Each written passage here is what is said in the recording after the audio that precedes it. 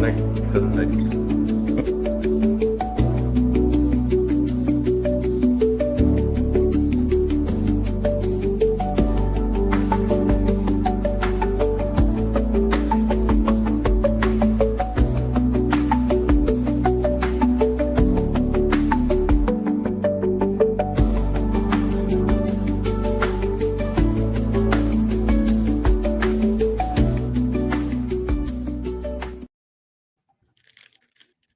Hello and good afternoon, everybody. Welcome to a special three-part episodes from season 5 of the greatest, in my The honest Romper opinion, Room. it's TV. No, you don't do that.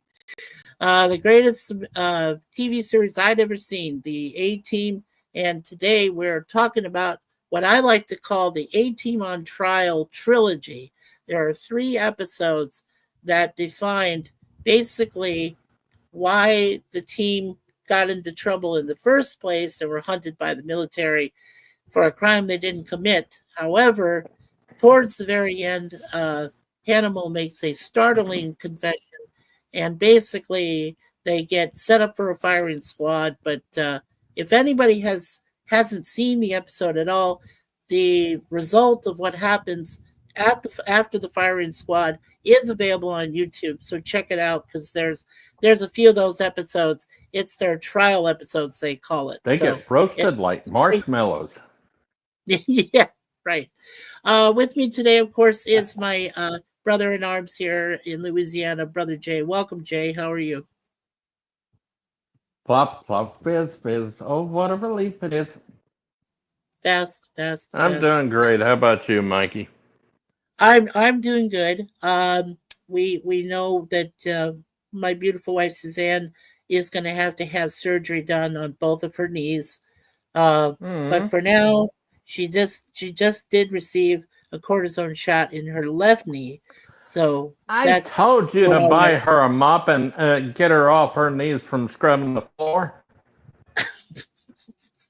She has a mop, and she still uses that. I don't put her on the floor. I don't do that. Come on now. I don't. Stop that. Anyway, so what's going to happen? Her doctor said that she's going to have to get the one that's really in the much worse shape than the other one is the right knee. So she's going to have to get the right knee operated on and replaced because there's no ligament in there. It's just bone on bone. And then what is a ligament nowadays? I don't have one either. Jeez. Tendons or anything, it's ligament? Yeah. And then she'll get her left one worked on later. So, and then, there was some good news about her tendonitis in her right shoulder. They should be able to work on that. They did say there were some things in there that they can work on, tendons, ligaments, and things like that. So that's good news. I'm glad that there's a way that can be resolved. So I'm glad for that news anyway. Also, Brother Larry is doing well. Beersif Adventures. He says he's going to go out this weekend and do some more shooting for his video and things like that. So we wish him the best of luck and hope that that there's no more problems and no more complications, and that he and Diane and Ronnie's World can have some fun and present another Ronnie's World, excellent. Ronnie's World, yes. Okay, so first in the box today we have Kevin's Theme Park Adventures. Welcome, Kevin. Hey, Mikey. Thank you, sir, for coming in. He's waving. Thank you, sir. Also, we have Roger Blair. Welcome, Roger Blair. He says, howdy, Mikey, Jay, and everyone. Thank you, Roger. And, of course, there's Jay. Howdy. Very cool. Very cool. Okay, so this is how we're going to handle it today. It's going to be very simple, very quick. I'm going to go ahead and like I said, we have 3 episodes, but there's not very much information from the IMDb background. So what I'll just do is what I normally do on my webcam. We'll go ahead. We like to take our time.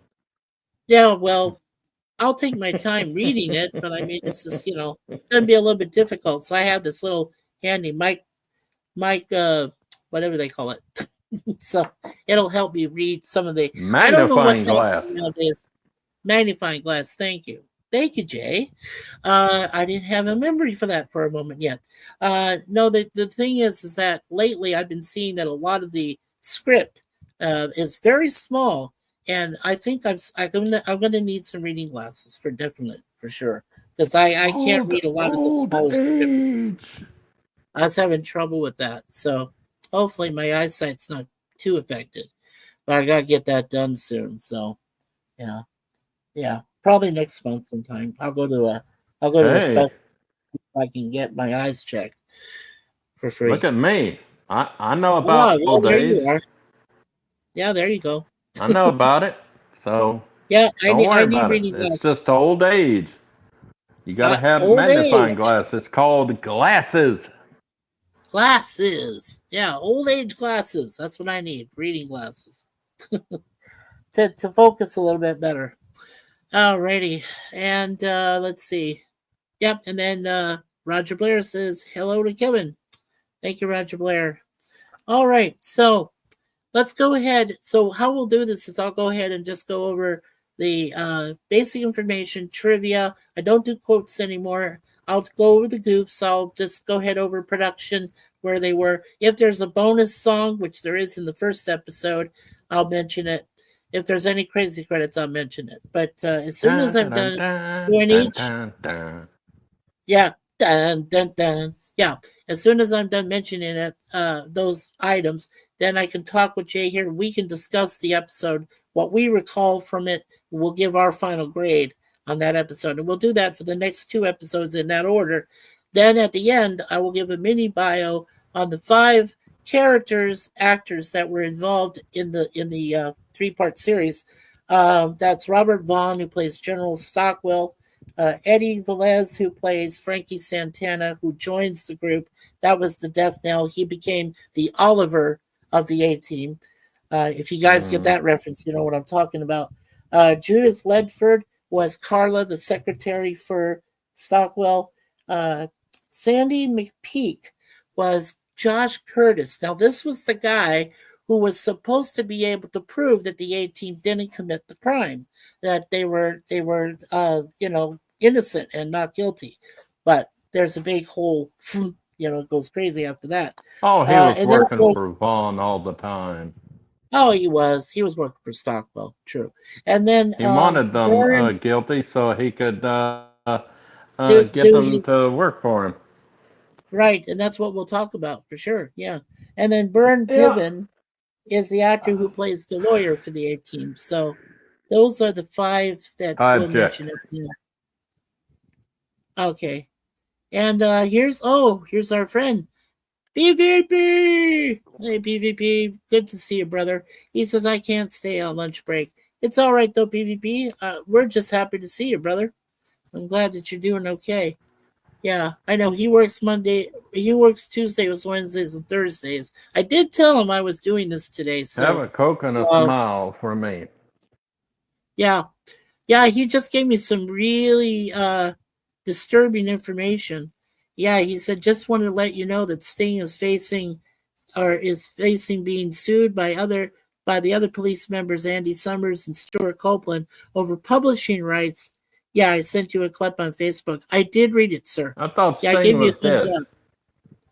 Sting is dead? No. And Sting the wrestler is still alive. No, this is Sting the singer. Yeah. No, Sting's still alive. Yeah, no, Sting the singer. I thought he died. Wasn't he married to Amon? No, Sting's married to Trudy Styler. No. He's still very much alive. Yeah, no, he's okay.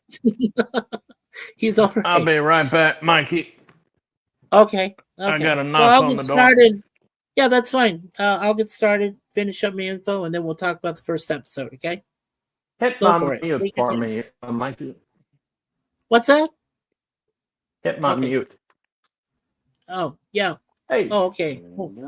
You want me to put you on mute? Okay, hold on. There we go. I got you. Okay, so let's go ahead and talk about the the first episode of season 5, which is called Dishpan Man. And I've got the information all ready to go here. So we'll take a look at Dishpan Man. Okay. All right, Dishpan Man aired on September 26, 1986. And it got from 316 people.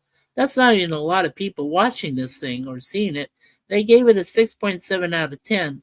I really thought that these 3 episodes were probably the best ones I'd seen. So if you don't mind, I'm going to give an A grade to each of these 3 episodes. I really enjoyed them. All right. So the basic synopsis is that after having a little, I'm going to need my magnifying glass. Here we go. That's why I said this stuff is really small. Okay. So after having a little accident on the set of his latest monster movie, Hannibal has to spend the night in a hospital. From there, he is kidnapped and brought before the mysterious retired General Hunt Stockwell, played by Robert Vaughn, who proposes a mission to free the passengers of a hijacked plane. One passenger in particular interests them both, Captain Josh Curtis, the one man who could prove the A-Team's innocence in the 1972 Hanoi bank job. Hannibal decides to take along the young special effects man who was responsible for landing him in the hospital, Dishpan Frankie Santana. Dishpan Man, they call him. As the 5 of them leave for Spain, Stockwell designated them the call numbers Empress 7 to 12. And that's from the TV Archaeologist. So that's the summary of the plot of the episode. Okay, so when we're done with these 3 episodes, we're going to talk about the last or the 5 main characters. As we said, we'll talk about Robert Vaughn, then Eddie Velez, then Judith Ledford, then Sandy McPeak, and finally Bern Piven. We'll do that at the very end. So, okay. So this, oh, hey, okay. Hold on. Let me take you off your, oh, there you go. You took yourself. Good. Okay.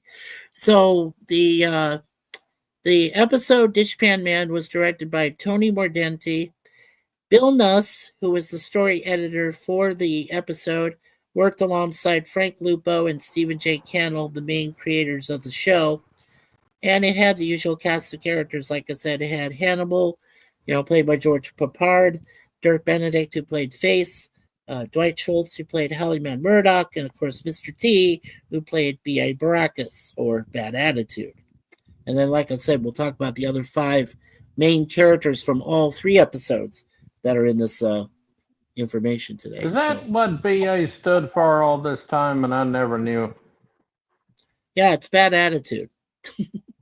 Oh, my God. That's what it stood for this whole time. Or Badass, if you want to use that. I did not know that. Yeah. Yeah, that would work. Okay. Oh, my God. This is so hard to do. I'm going to take my hat off. There we go. This is hard for me with this. Okay. You do know you can get reading eyeglasses cheap at Dollar Tree if y'all have a Dollar Tree. At the store? Yeah, I know. I can't find my glasses, though. I had a pair of reading glasses, and I can't find them. So I'm going to have to look through all my drawers. Well, we'll help you look for them, Velma. Right. Okay. Where are my glasses? I can't find my glasses. Oh, you crazy. All right. Anyway, several things about the show's intro changed from this episode till the end of the show. Firstly, the removal of the clips from the following episode at the start, instead opting for a short introduction to the episode. Yes, that means that they got rid of John Ashley's narration, which I normally did for you guys at the beginning of every time that I examined these episodes, but I can't do that anymore because they got rid of it completely. Secondly, the theme tune changed to a lot more of a synthesized version. Thirdly, and I loved that theme. I really liked that theme. Yeah, it was still written by Mike Post and Pete Carpenter, but I mean, it was different. Thirdly, the video montage shown during the opening theme includes almost exclusively scenes from season 5. So Which cool. I like that too. Yeah. So Stockwell's Dobermans, he had those 2 dogs he brought in. Yep. They were from the television show Magnum P.I. They were Zeus, borrowed from. Apollo. Yeah, so cool. And then Robert Vaughn has worked with George Peppard before. They both starred in the 1980 science fiction film Battle Beyond the Stars, of course, which featured Richard Thomas in the young role, which was a futuristic remake of the Magnificent Seven. Robert Vaughn played Lee in the original Magnificent Seven with Yul Brynner, and George Peppard was originally considered to play Vin in the Magnificent Seven, but instead Robert Vaughn got the part.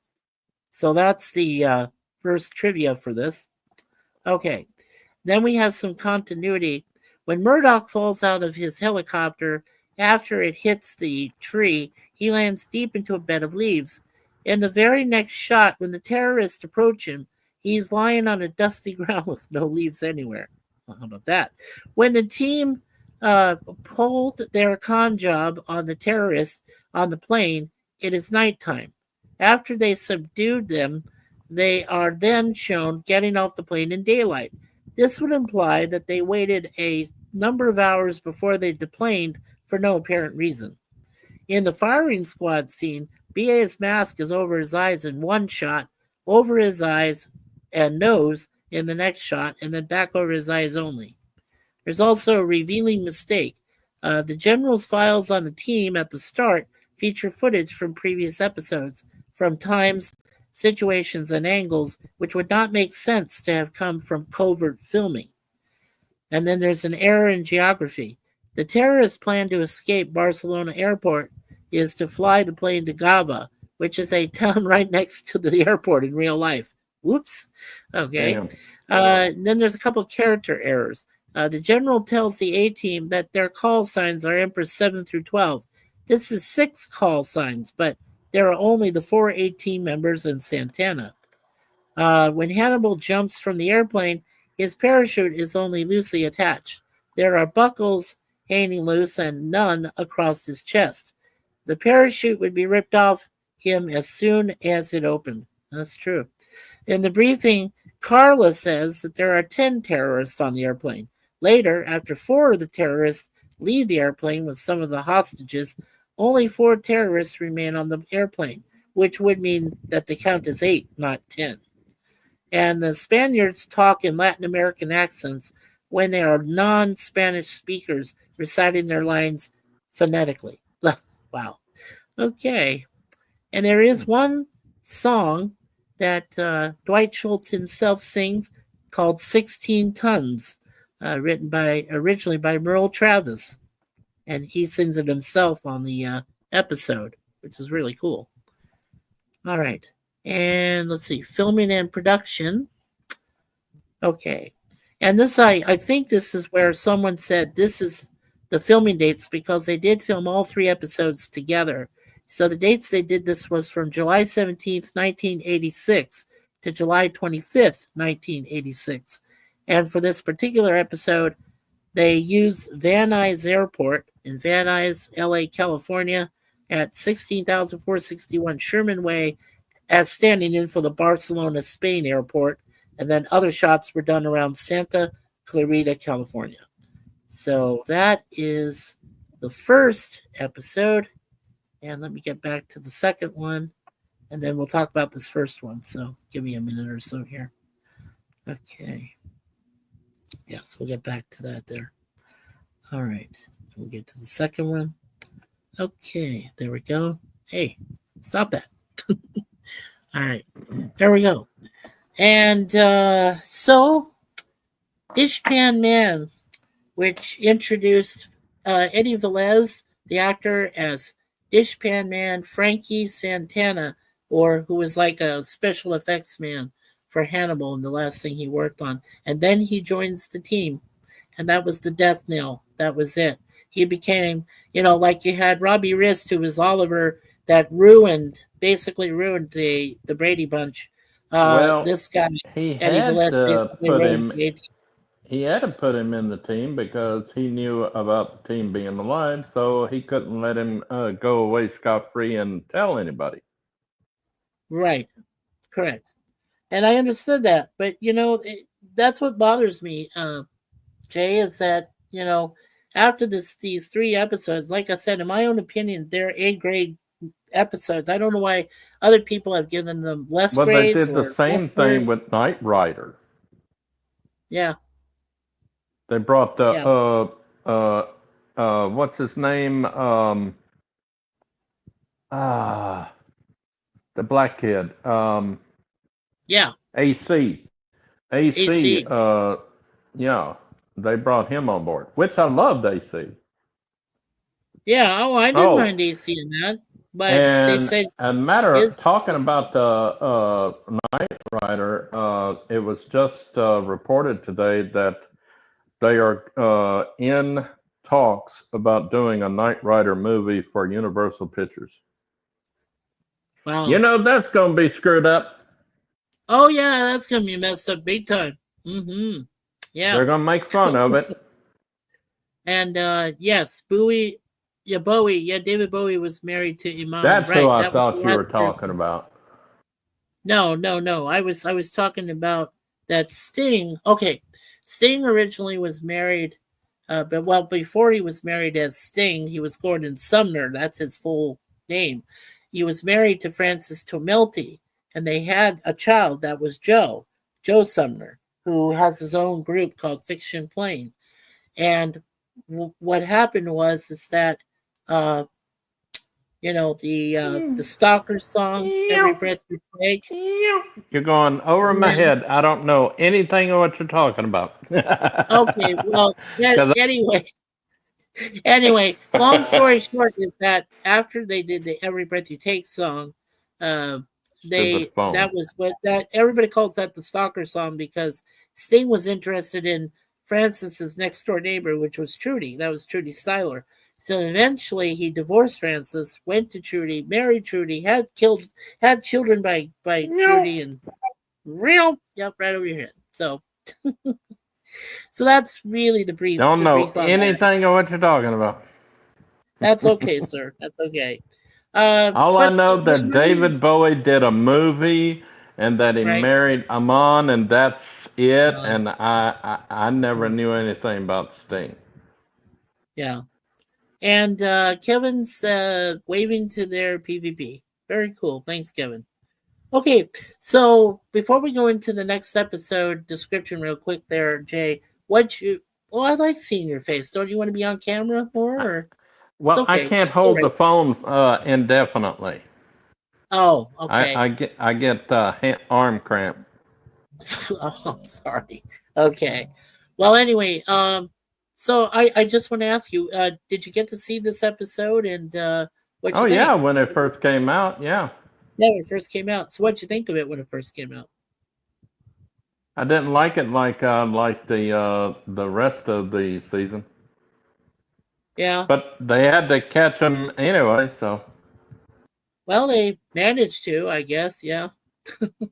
I like his entrance though, right? I like how they his strong arm men on either side, push the door in. It was like a whole reboot way back to when BA first made his appearance and he busts in the door and goes in through. And that's what I happened liked on that. every episode of season 5 with the exception of the Man from Uncle reunion episode. Why didn't you like that one? I never liked Man from Uncle. Oh, well, okay. Well, that makes sense. Yeah, but I still think that's a good episode, though. David McCallum, Robert Vaughn getting back together, Robert Vaughn being kidnapped by David McCallum. I didn't like the Avengers. I didn't like Man from Uncle. I didn't like Wild Wild West. Yeah, I know. There's a lot you didn't like, but I'm glad you did like the episodes from this season. Yeah, I was, I would have It thought was an okay episode for the yeah, Man from Uncle, I call it episode, but reunion episode. But it just, it yeah. was an okay episode. That's it. Yeah, that's true. Yeah, it was okay. It was, but I like this episode. Like I said, I didn't understand some of these low grades. I'm going to mention to what other, on the other two episodes, obviously. But I mean, I didn't understand why they rated them so low. I really thought that these were three of the What was best. the In rating? I my own didn't see opinion, it. as I said, I thought these were the three best episodes of the entire series. Because the fact they get caught, after they do a mission for this guy, they get betrayed, they get caught, because you said Curtis was basically hired by Stockwell to make them, think they were going to be innocent, It's but a then they're guilty. 6.7 grade. It's Yeah. not bad. Yeah. 6.7 out of 10 is like, well, if you raised it, rounded it off, it would get to a C grade. So And the basically, second most, one is a most lot everybody better, thought was, but yeah, a little bit better. Yeah. But in this case, like I said, I I would give watched this this. a rating of a 7. Yeah. There's one that And has a rating of 7. I think it's the second one you're talking about, right? Trial by Fire? no, I would give this first one, Dishpan Man, a rating of Dishpan Man. 7 myself, and I give it a grade of B minus to C plus. Okay. Okay. So, well, my grades, they're all going to be A's on these ones. I really I know enjoyed them. I mean, I've rewatched them dozens of times, and they're I not still bad. enjoy It's it. not a bad episode. No, they're all, well, they all lead up to the third one, which obviously, Yeah. firing line. you're, you're like, whoa, the A-Team's finally under a firing squad. Oh Well, man, see, they had letters in NBC from people saying, when are they ever going to get captured and yeah, serve justice for them since they're accused of this? Or are they going to exactly. get arrested and tried and then um, found not guilty? We Reverse. need an ending. Yeah. And our other brother from that Another lovely mother. state of Oklahoma, Curtis Selby's Oh, here. Oklahoma is a place to be. Well, Oklahoma is as the wind goes sweeping down the plain. Yeah, I That's know. one of the lines I remember. After that, I don't remember much. Darn you, Mom. It's like all these musicals. Howdy, Mikey. Howdy, and Jay. Welcome, Curtis. Hello, Curtis. Curtis. And he says, hey, I saw Roger, him Kevin. on Netter's, Troy's stream this afternoon. Oh, very cool. Yeah. Yeah, he was on the that afternoon that does uh The liquid, Troy does the liquid lunch. liquid lunch. Yeah. Yeah, that's it. Yeah, I like liquid lunch. I like when they do stuff like that. Curtis says, hey to Roger, Kevin, PvP, and whoever else I may have missed. Thank you there, Curtis. And it's so good to see you, my friend. We got 3 people watching. That is awesome. And of course, my beautiful wife, who you saw earlier, Miss Suzanne, is supervising the chat today. So Only 3. very We did cool. have 5. We went down to. We shouldn't be down to. We should have 250 people watching. I'm on here, for God's sake. Come on now. You got it good Well, here. You got double some of your them, pleasure, I double don't your know. fun. Come on, man. Well, I don't know. Some of them might be preoccupied. They might be doing well. I know that PvP is still working. He doesn't he doesn't stop till after 7 his All work, time in the smirk. Pacific. So, all work no play makes Jack a dull boy. Yeah. That's how it is. Okay, let's get to the second one. We'll try to get through these real quick. Okay, Okay. so Trial by Fire. Trial by Fire premiered the next week, October 3rd, 1986. 7.1 out of 10 from 318 people so far who've seen it. Again, I gave it an A, but I'll ask Jay after we get through reading this what his grade will be. So we'll wait for that. The director of this episode was different. His name was Les Sheldon. And this was the basic synopsis. And it says here, I like quoting from the TV archaeologist because he seems to have all the good answers on this.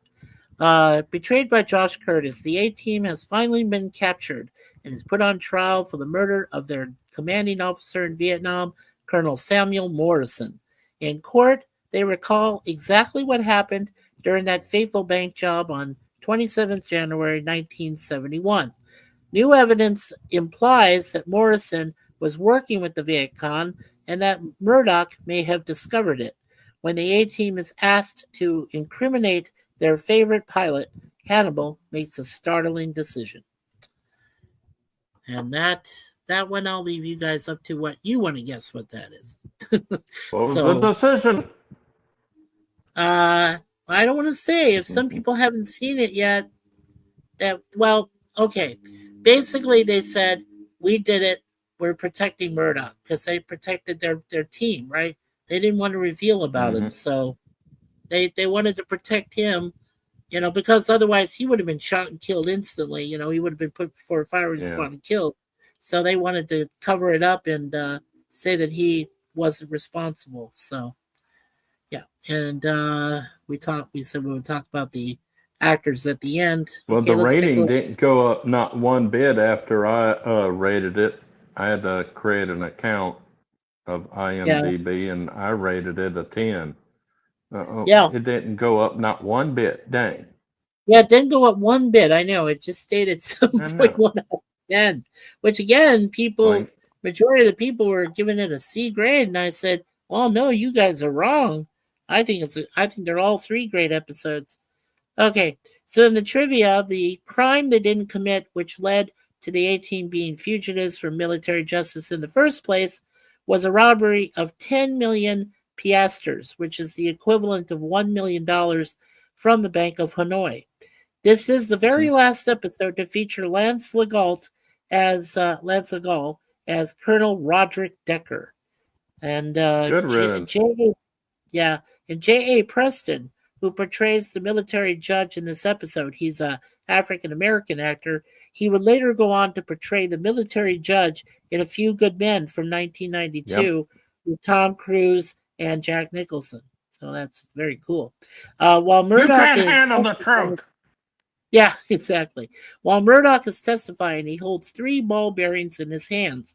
Now, this is a reference to the King Mutiny movie in 1954, where Humphrey Bogart rolled them in his hands to symbolize his mental instability.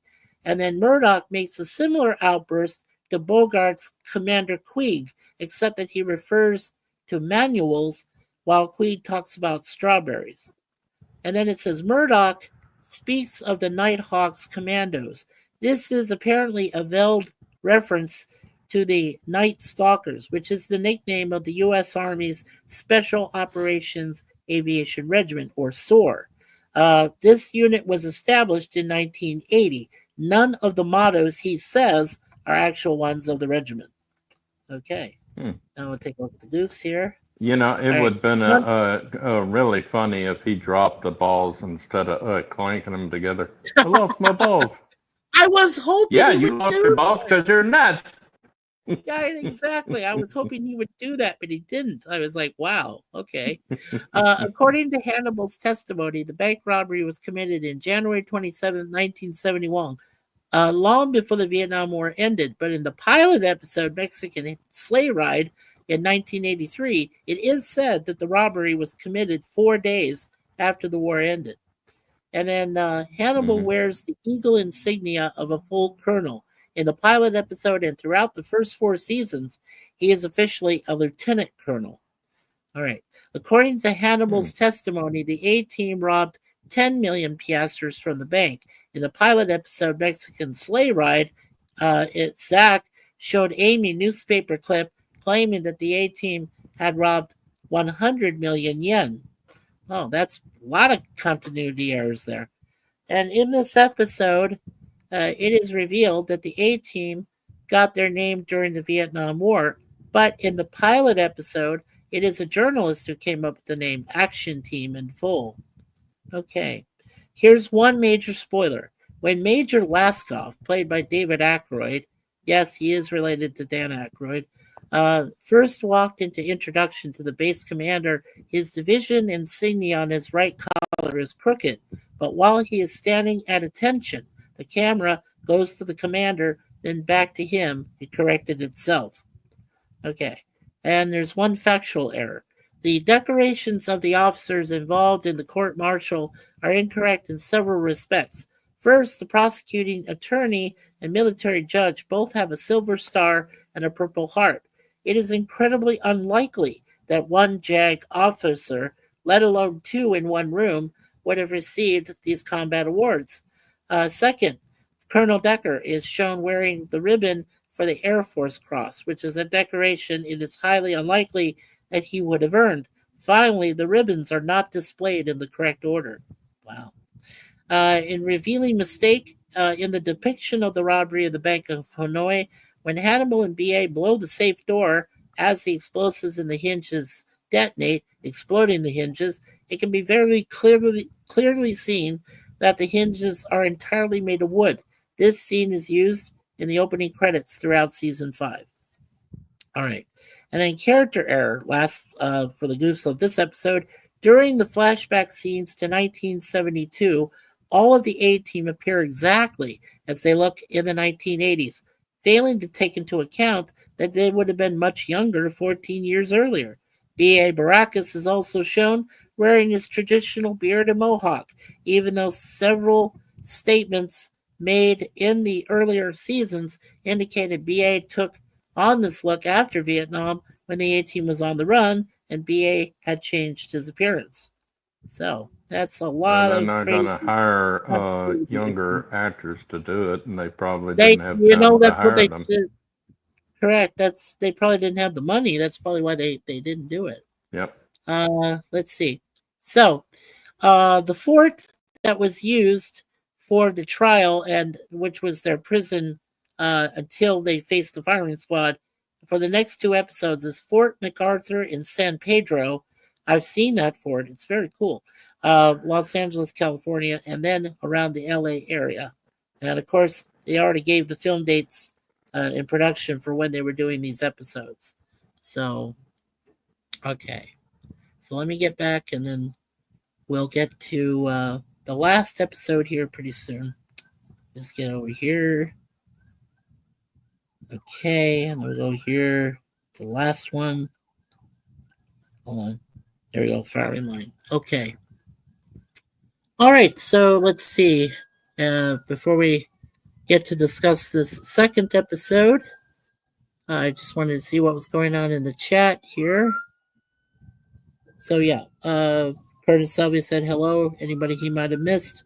And Lizzie Armstrong, welcome Lizzie from Australia. Welcome, sweetie. I'm glad that you're here to join us today. Thank you so much for being here. She says hello to everyone. She also says hi, Mikey and Brother Jay. And Lizzie says hi, Curtis and PvP and Kevin. It is 7:30 a.m. in the Thursday morning. Wow, you are up early, girl. Hope everyone. Where are you at? Yeah, Liz. It's great to see you. And hello to Suzanne. Thank you, Lizzie. Thank you for saying hello to Suzanne. Also, hey, Lizzie from Kevin. And Lizzie says hello to Roger Blair. And Kevin says, I am doing well, Lizzie. Yeah, I'm glad you're doing all right, Kevin. Hope you're doing well too, Lizzie. And Lizzie says, it's good to hear, Kevin. And hello to Curtis Selby from Kevin. Also, Lizzie says, thank you all. I'm doing well. I think winter is moving into spring here. Wow. And Positive Candor, welcome. Welcome, PC. It's good to see you. Hello, all. And Jay says, hello, darling. And Curtis says, howdy to Lizzie Armstrong. Oh, that's wonderful, guys. And then Curtis says, springtime, the lovely merry sure ring. Spring here. Well, it's almost fall here. I think our summer's getting ready to end around Toronto, but not yet. Yeah. It's still hanging on. Yeah. Lizzie says Fraser Coast, Queensland, Australia, north of Fraser Island on the coastal wetland. Brother Jay, that's where she lives. I have one Oh, other friend that lives in Queensland too. So yeah, one of my YouTube singers, actually friends, lives in Queensland in Western Australia there. So yeah, or Northern Australia, I should say. so But by yeah, the in time that it's area. afternoon, I'll be in bed. And Curtis LOL with the musical renderings there. Yeah, very cool. Yeah, we'll highlight that. All right, cool. So, let's talk about it real quick. So, like I said, you knew my grade, but what was the grade that you would have given this second episode, Jay? A plus plus plus plus plus plus plus. Awesome. Yeah, so 10 you out think of 10. the trial by fire is probably the best episode of the three, right? You would say. Well, yes, and I think so of the next one too. Oh, okay. Firing line. Yeah.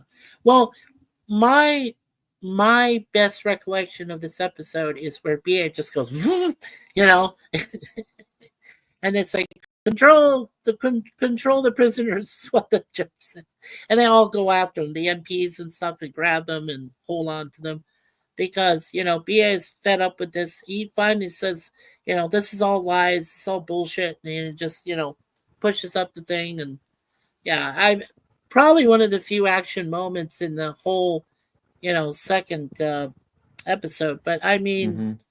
still great. I mean, it's just, and I know this whole time that Murdoch and Frankie are trying to put into place how to get them out of there.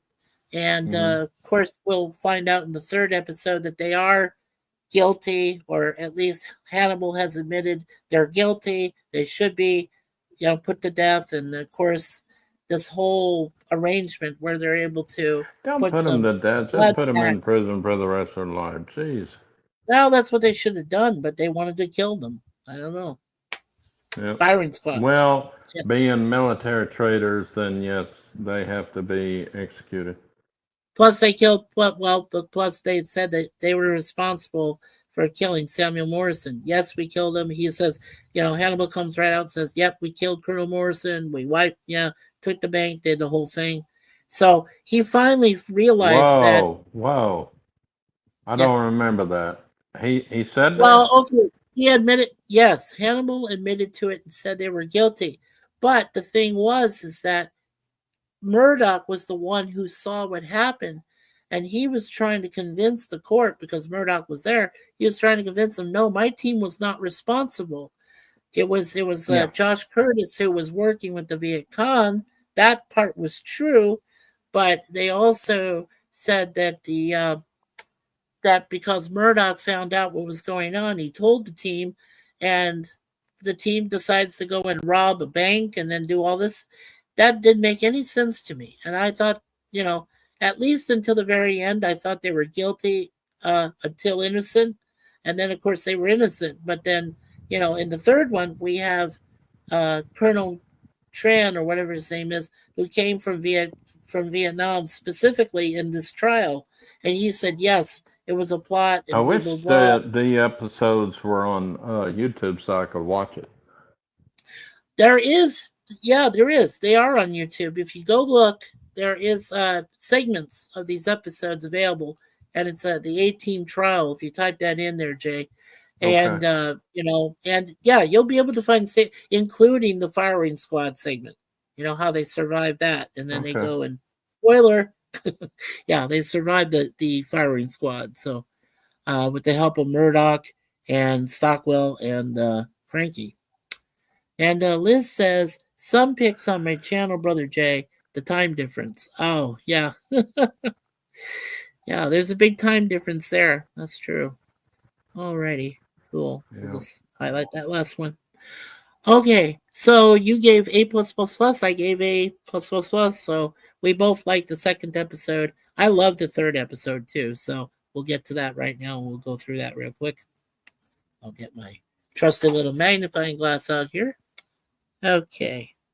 All right. So the firing line came out on October 10th, 1986, the next week.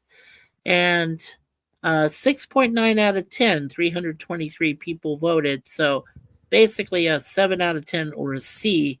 So basically, every grade that most of these people gave was a C grade.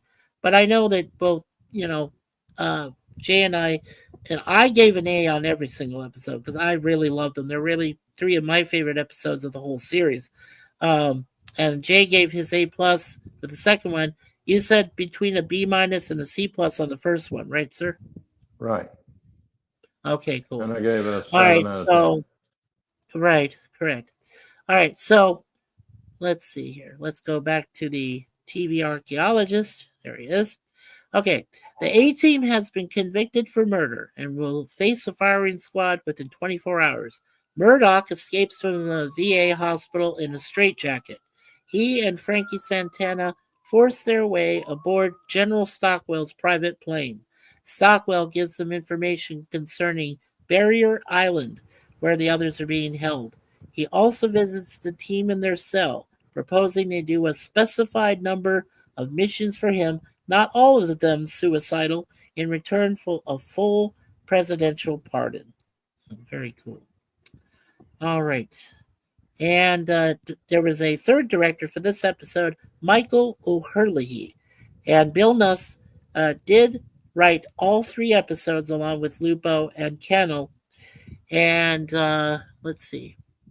Let's go ahead and take a look at the trivia here. All right. Now, there is only one trivia statement here, and it's a spoiler. So here's what happened. Recently, Dwight Schultz revealed that the day of his notorious meeting with George Peppard, he decided they needed to shoot the show's finale in advance and have the A-team on a mission where once the plan did not come together, the other members of the A-team disappeared one by one and ended on Hannibal like John Wayne's character of Davy Crockett in The Alamo from 1960. Nobody he mentioned the idea to wanted to do it, although a nightmare sequence very similar to it appears in this episode. Well, that was the escape they tried, and then they all got killed in that escape.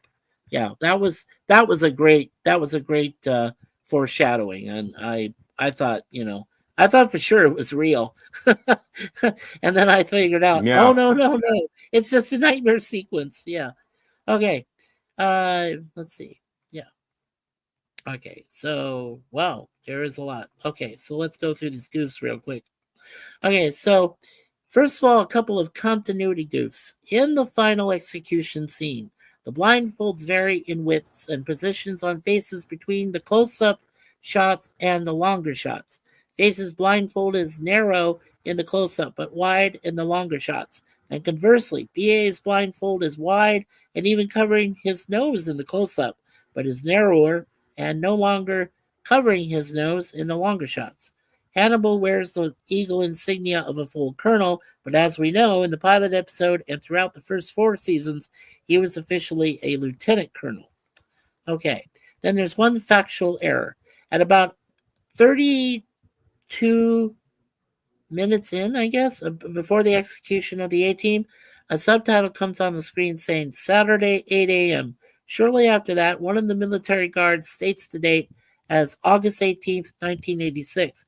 18 August 1986 was a Monday, not a Saturday. Okay, that's pretty small. Revealing mistakes. Okay, all the international clocks on General Stockwell's private jet are set to random and mismatched times, when in reality, different time zones tend to be apart by whole hours, or in a few cases, half hours. So all the minute hands should read either the same or a 30-minute difference. Okay, when Murdoch points his gun at General Stockwell while they are inside his jet, he presses a button and a shield immediately slides across the width of the cabin. The problem here is that this would be possible if they were in some kind of building where the screen could be hidden inside of some wall, but they were inside the cabin of a jet and find there would be no place to hide the shield within the fuselage. Okay. True. When Frankie is substituting the dummy rounds for the live ones, one can see that they are all the same. Dummy rounds don't have the lead tips, the slug that strikes the target, like live rounds do. This would mean that the 3 guys would in fact be shot during the execution. Okay. A couple of character errors. When Captain Underwood reads the death sentence, he refers to Hannibal and Face by their real names, but refers to B.A. by his nickname rather than his real name, Bosco, which is unlikely. He also gave his rank as just sergeant instead of the correct sergeant first class. Frankie, while impersonating the priest, asks the sergeant for a match to light a cigarette. The sergeant eventually locates one and lights it for his cigarette. All this takes place inside the weapons bunker, and no soldier, let alone an NCO, non-commissioned officer, would be negligent enough to do this in a room filled with explosives. Hey, That was one thing about they were working with Looney Tune universe. Yeah, exactly.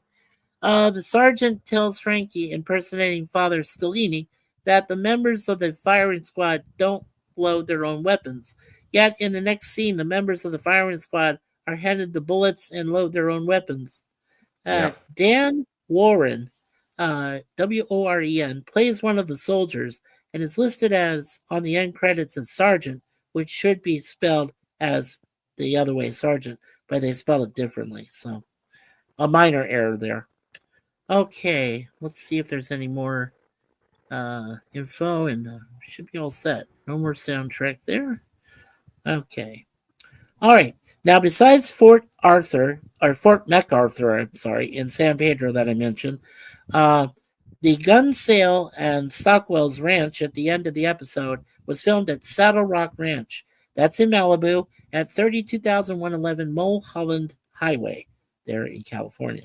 Paradise Cove was another place they filmed at there in Malibu at 28,128 Pacific Coast Highway. And then around the area of Los Angeles, and they also filmed at the port of Los Angeles. That's where the bodies of the three guys were taken, was across the port of Los Angeles. Mm-hmm. So that was it there. Okay. All right. So before we go into the mini battles real quick of the 5 people we mentioned this today, was rated 6.9. Ain't that stupid?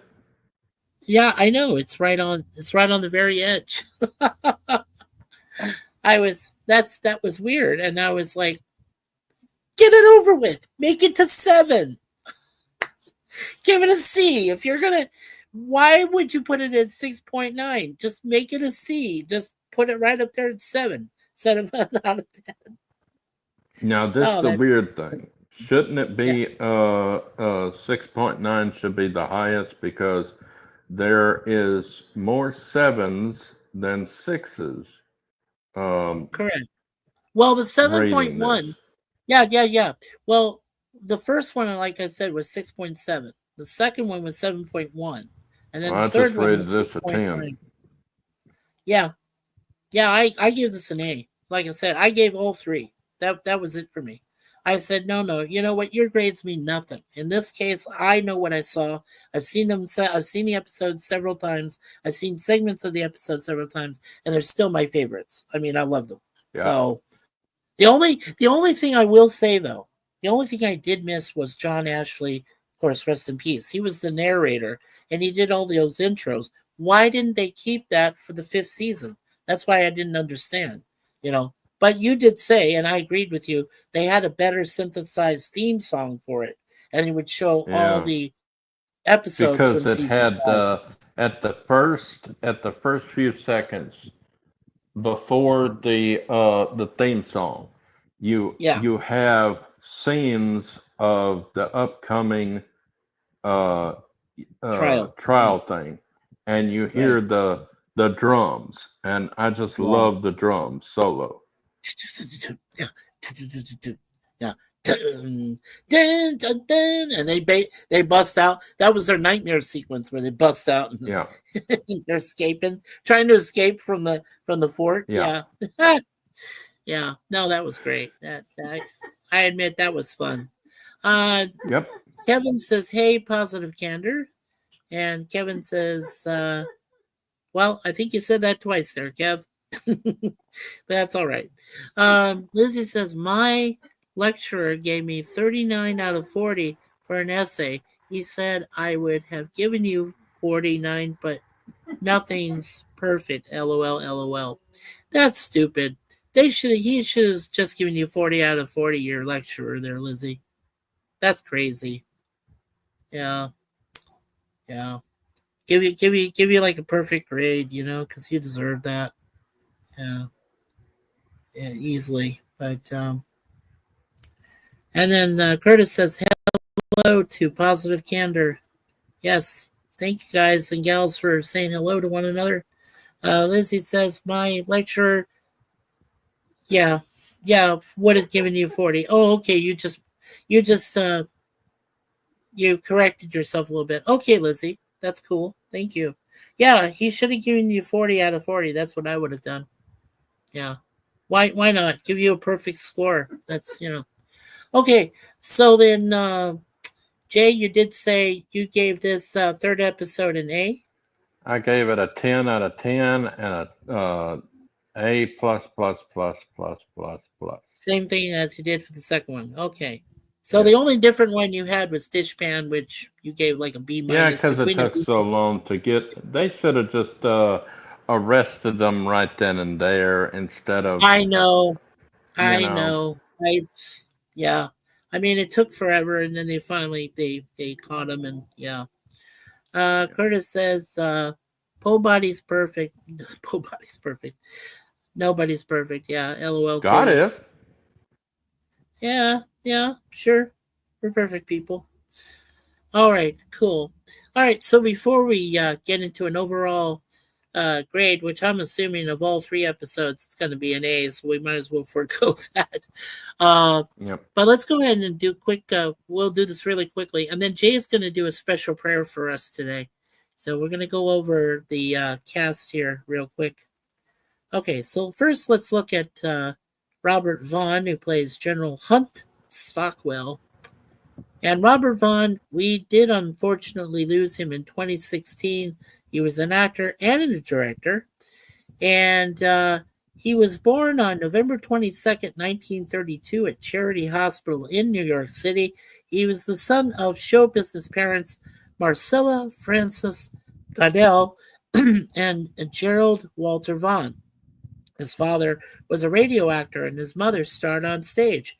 Robert came to the public's attention first with his Oscar-nominated role in The Young Philadelphians from 1959. The next year, he was one of the 7 in the Western classic The Magnificent Seven from 1960 with Yul Brynner and the rest. And despite being in such popular films, he generally found work on television, such as The Man from U.N.C.L.E. that he did all those seasons with David McCallum, who played Ilya Kuryakin, and where Robert Vaughn played Solo. So everybody send $2 in so we can get Mikey some glasses. yeah, I can't be compensated for that yet. But he was. Yes, you can if you make a if I become monetized, Patreon. and you guys can buy me if you guys help me there, yeah. He died November 11th, 2016. So he was 83 years old. He was nominated. Well, he was nominated for the Young Philadelphians for 1 Oscar, but didn't win it. Let's see. Yeah, in Bullet, he was in Bullet with Steve McQueen, where he plays Walter Chalmers. Chalmers, sorry, which is 1968. Of course, he played Ross Webster in Superman 3 with Christopher Reeve. And I Richard love Pryor, that movie. I don't care what anybody says. 1983, right. And of course, back in 1960, he premiered in The Magnificent Seven with Yul Brynner and the rest. And then he was in Towering Inferno with Charlton Heston. He played Senator Parker in that. That was in 1974. And of course, he appeared in all the episodes of Man from U.N.C.L.E. He also did The 15-Year Affair 15 years later when they did a TV movie where he came back as Solo and with Kuryakin, David McCallum. And let's see, the last project he worked on was in 2017. It was called Gold Star, and in this movie he played Carmine. So that was the last thing he worked on. He also did participate in the TV series 2 episodes of Law and Order Special Victims Unit. He played 2 different characters in that. So very cool. So that is the mini bio of Mr. Robert Vaughn. Rest in peace. Okay, now we'll take a look at Judith Ledford, who played Carla. And Judith is known for Cover Up in 1984, Baywatch in 1989, and Quiet Cool in 1986. And let's see, in Cover Up, on a TV series there, she played 2 different roles, Judith and Cheryl, in 1985, 2 episodes of Cover Up, the TV series. In Quiet Cool, she played Evelyn in 1986. In a movie called Over the Brooklyn Bridge, she played paddleball player number 2 in 84. And then in Baywatch, she appeared in 1 episode from season 8, episode 5, called Charlie, where she plays Paige Jaminski. Okay. And that was from 1997 when she was in that. So, and it says the last thing so far, that was the one, the last project she worked on was the Baywatch thing in 97. So she's either in semi-retirement or she's working on other factors. So, okay, let's take a look then at the one who ruined, in my opinion, this man ruined the series by trying to join the team. Frankie Santana, played by Eddie Velez. Let's see here. All right, Eddie Velez. He didn't try. He was forced to be in the team. I understand. He was an actor, writer, and director. He was born June 4th, so he just had a birthday. They don't tell his age. Of course not. Eddie Velez was born and raised in Manhattan by Puerto Rican parents Ramon Velez and Mercedes Luciano. He graduated from the High School of Art and Design in 1976, majoring in advertising art. However, a course in film appreciation caught his attention and led him to think about a career in show business. Okay. So besides the A-Team, which he did for the full 13 episodes in the final season as Frankie Santana, in 2000, he later did the movie Traffic, which was directed by Steven Soderbergh, or Soderheim. Soderheim. Say that 5 times fast. He played Agent Johnson in that. He was in The Repo Man, where he plays Napo in 1984, and he was in the comedy White Chicks as Agent Vincent Gomez in 2004. That was the Wayans brothers in that one. Okay. The last thing he worked on was the Cleaning Lady TV series.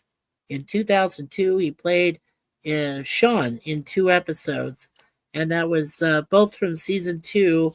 One was called Trust, and one was called Sanctuary, which were episodes 10 and 11.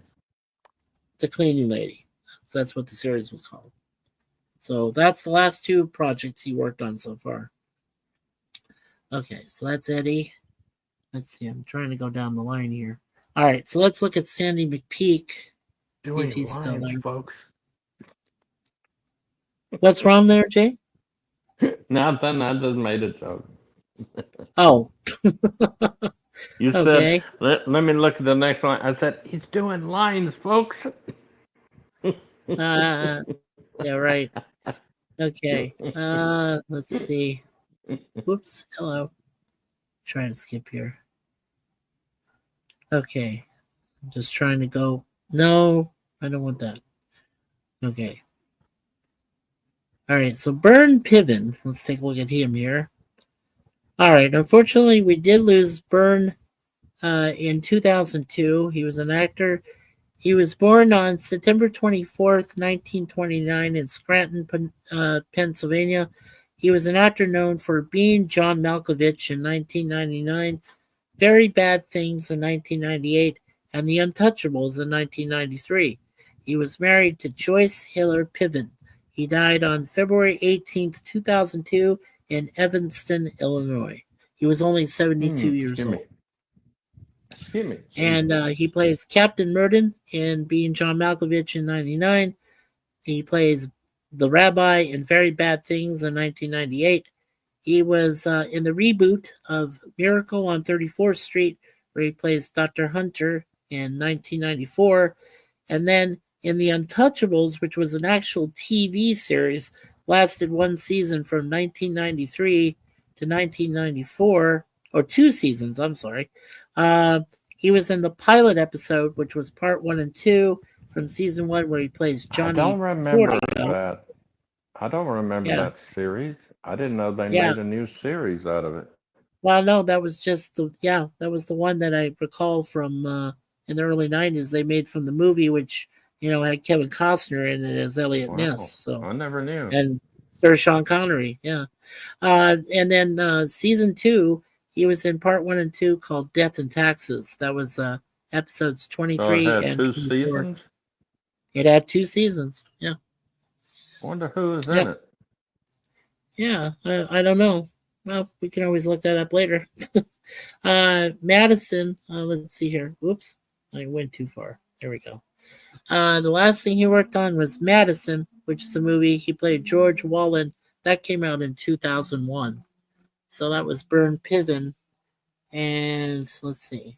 So we're going to have to look at Sandy McPeak as Josh Curtis. I'll take a look at him here real quick. Don't burn all your pivens in one basket. Yeah, exactly. Okay, and finally we're looking at Sandy McPeak. Unfortunately, we did lose him in 1997. He was born on February 21st, 1936 in Indiana, Pennsylvania. Oh, that's a weird name of the town. He was an actor known for Patton. He was with George C. Scott in 1970. He was in Kelly's Heroes with Clint Eastwood in 1970. That was a good movie. Oh, great movie. And then Centennial in 1978. He died on December 31st, 1997 in Nevada City, California. He was only 61 years old. It looks like he was on the old Batman TV series, too. He played one of the Catwoman's henchmen in that one. Yeah, Batman. Yeah. So in Patton, he plays a correspondent. In Kelly's Heroes, he played a second tank commander in that one, both from 70. And then 79, he was in 2 episodes of Centennial. That was actually a TV miniseries. And he was in, it lasted 1 season. He was in, he plays Soren Sorensen. And in episode 9, it's called The Crime. And in episode 12, it's called The Scream of Eagles. And then I think I remember he did 11 episodes. Yeah. And then there was The Gallant Men, which is an early series from 62 to 63. And in that TV series, he played Private Saunders for 11 episodes. Yeah. And the last thing he worked on was Winnetka Road, which was a TV series where he appeared in 5 episodes in 1994. And he played Sterling Grace. And then before that, they brought back Sequest. This was after the Jonathan Brandis thing. And this was called Sequest 2032. It was a spin-off TV series. He was only in 1 episode of that, and he played the role of Grant. Jonathan Brandis was still alive. They rebranded he was in in that 2023. See, okay. Roy Schreider left because he didn't like that near the end of the 2nd season of Sequest, they were turning into sci-fi, and so he left. And they got the guy to play the new captain, and Jonathan Brandis had to join the Navy because the captain didn't want any kids on the bridge. Oh, I understood. Oh, that's cool. I didn't know that. Thank you for telling me that, Jay. Yeah. Okay. It was just after the series, after I think it was before or I don't know if he was with Rodney Dangerfield in that Ladybugs movie after Sequest or before Sequest, but I know that after Sequest, few years after Sequest, he ended himself. Sequest 2032, right? He made himself unalive. We're allowed to say that. He ended himself. He ended himself, yeah. Okay, so before we go ahead and discuss the all 3 episodes together, which we all agree our grades are. We'll just have a few final thoughts on that, but we both agreed they're A plus, episodes. With, of course, Jay saying the first one was kind of agreed with the folks on that first one, but I really enjoyed all 3. I really, Yes. they're the most fun. But of course, as I always said, I think that I know that Frankie Santana was forced onto the team, and I think the stories did kind of experience a downturn. I think it was at that point that the feud between George Peppard and Mr. T got really heated, really upsetting. And I think that's probably, and one of the rumors I he heard, hated. See, George Peppard hated that Mr. T was becoming more popular than he was, since it was right, he was the star of the show. But he wasn't the correct, star of the show. The 4 guys were the star of the show. correct. And I And in guess you can see actuality, that. none of the guys liked the 2 women that were on the show. They didn't think a woman should be on the show, that it should just Right. be the 4 of them. Well, yeah, we talked about them. That was Maria Heasley, who played Tanya in the second I season. liked the And, second one. She was hot. oh yeah, Maria was cool. Yeah, but I did like Melinda Kulea still. In the first season, as Now, Amanda Allen. Amy Amanda Allen. Sorry, that's what her full name was. now, But I yeah, I know mean, people didn't like in Knight Rider. I know that people didn't like the redheaded one that took over for Bonnie, but I liked her. yeah, I know. Anyway, Jay, I'm just going to quickly mention. So next Wednesday, uh, from now on until the very end, final episode that I'll cover, in next 2 episodes I'll cover on my webcam next Wednesday will be Quarterback Sneak, which is episode I 4. like that That's where they go episode. to Europe. Yeah, that's a good episode.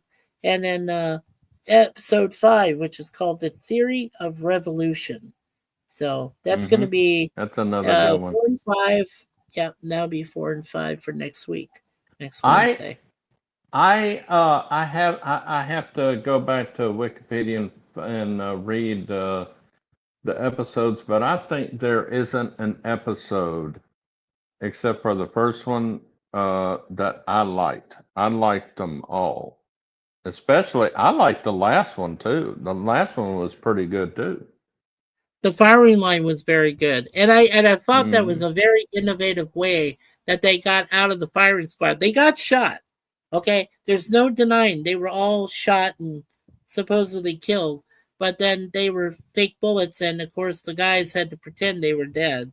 And they put them Yeah. in body bags, Murdoch and Frankie both, and then took them back over the water to the private ranch Hmm. of Stockwell and brought them back to life. So Yeah. yeah, really weird. Let's see where I left off here. Okay. Lizzie says Now, great remember films. Vaughn, he rats out Murdoch, but Yeah, he doesn't rat out the Curtis. other guy. Yeah, Josh Curtis. Yeah. Well, it was a plant. It must have been a plant all along. Josh Curtis knew the truth, but of course and then they brought in that Viet Cong guy, Yeah. from North Vietnam, and he just confirmed, oh yeah, that's what they did, and so Yeah. anyway, Lizzie says great films, and we liked The Man from U.N.C.L.E. Lizzie liked The Man from U.N.C.L.E. I did too. I thought it was okay. Napoleon Solo, that was his name. Napoleon Solo. It just wasn't Robert. my. The only spy thing that I liked was Mission Impossible. That's Did you like the Get only Smart? one that I can remember that I liked. Did you like Get Smart? That's the one I'm Oh covering yeah, right but now. I didn't consider that a spy thing. I considered it a It was a comedy. parody. It was a comedy. Yeah, Yeah. yeah. Yeah. Yeah. And oh yeah, Lizzie has a thing for Missed Robert it V. by that much. Thank you for saying that. Lizzie says, wow, yeah, she has an interesting archive of work. That's true. Uh, oh, yes, we have the Cleaning Lady series on Foxtel pay TV repeated. Oh, cool. And I found it hard to watch, but the acting was good. Oh, cool, Liz. Thank you for letting us know. I didn't know about the Untouchable series either. Well, I only heard about it. I mean, I never got to see it myself, so maybe I should go back and look on YouTube and see if I can find some episodes from it, from the Speaking of series Get itself. Smart, I loved it when the chief would say, "You will be in constant danger. Your life could be, you could be killed." And he goes, "And loving it." Yeah, exactly. And loving it.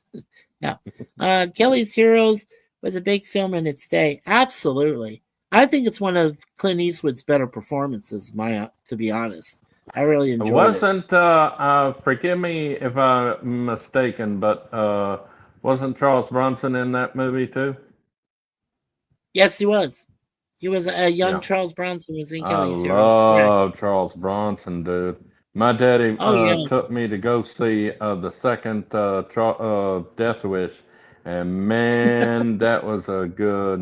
No, wait a minute, it's the I may get it wrong.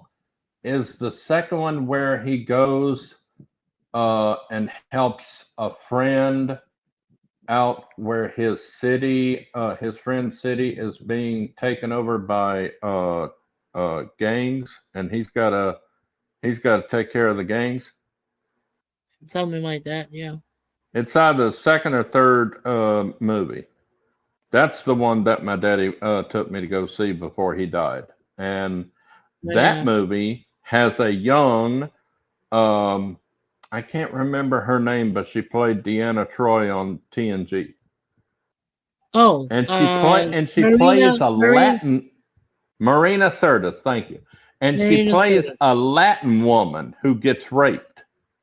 Oh wow. Hmm. Yeah, That's she interesting. she played a Latin woman, and she's British. That's weird. Weird. And Lizzie says, yes. Oh, yes. Mission Impossible. Right. And Get Smart is so clever. It is. LOL. Yep. Definitely. And Charles Bronson, of course, she has art for, yes. Rest in peace. Definitely Charles Bronson. Danger Okay. is my middle name. Yeah, exactly. Okay. So I think in our overall epilogue here, I think both Jay and I agree that these first three episodes of season 5 were great episodes. Uh, Yeah. they portended. Don't get me wrong. I don't hate Eddie Velez a lot. Okay, for the fact that he joined the team, We I don't hate him understood. at all. We just think I that really don't he hate him dragged that much. down the No, series.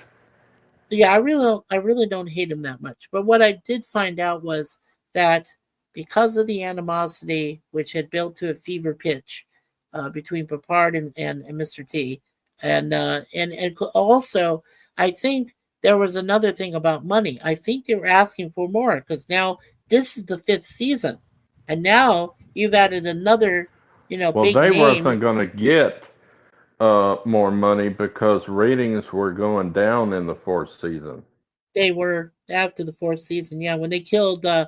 Well, you know what? I also think of theory to that thing. When I talked about the end of season 4, where you know Colonel Harlan, Bull Fulbright gets shot in the back at the end of Hmm. that episode, and then Hannibal takes out a flamethrower and kills this other guy that shot him in the back. Burns him And up and they destroys him. never did that before, because hardly ever did anybody get killed in the A-Team. Right, but but immediately you saw it in that final season 4 Yeah, episode, the cliffhanger. yeah, You saw that 2 people died in a span of less than 10 seconds. 2 people died. yeah. You see them. You see Fulbright get killed outright, and you see it on screen. But you see then you see Hannibal, shoot the flamethrower and burn up and kill the other guy. But that's off screen.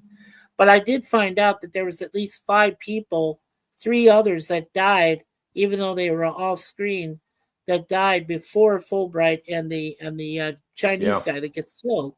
So there was at least 5 people. I looked that up, and there's at And least Decker 5 comes people back that were for a actually short time. killed. Yeah, Decker came back. Yeah, Yeah, Roderick Decker.